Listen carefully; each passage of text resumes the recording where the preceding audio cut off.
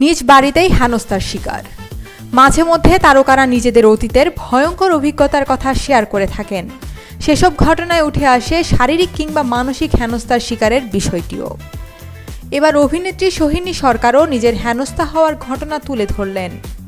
সম্প্রতি এক সাক্ষাৎকারে তিনি বলেন, হেনস্থা হওয়ার ঘটনা শুধু বিনোদন জগতেই ঘটে না, কেউ কেউ নিজের বাড়িতেও হেনস্থার শিকার হন। অনেক আগেই এমন হেনস্থার শিকার হয়েছেন তিনিও। তিনি জানান, তার পাশের ফ্ল্যাটে এক ইলেকট্রিশিয়ান এলে তিনি ওখানে ঝুঁকে তার সাথে কথা বলছিলেন। হঠাৎই অভিনেত্রী বুঝতে পারেন তার পিছন থেকে কেউ একজন তাকে একটা চিমটি কেটে সেখান থেকে চলে যায়। কিছু বুঝে ওঠার আগেই সে মিলিয়ে যায়। সোহিনী বলেন, ভাবুন একবার, আমার বাড়িতে দাঁড়িয়েই এই ধরনের ঘটনার শিকার হলাম আমি। সে সময় সেই ব্যক্তিকে ডেকে কষিয়ে চড় মারব সেই পরিস্থিতিও ছিল না।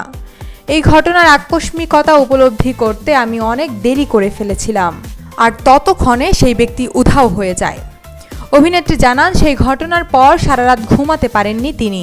এমনকি এর বহিঃপ্রকাশ হিসাবে তার মায়ের সঙ্গে খারাপ ব্যবহার করে ফেলেছিলেন অভিনেত্রী। সোহিনীর আর্জি, এই ধরনের লোকদের সমাজ থেকে বিতাড়িত করা উচিত।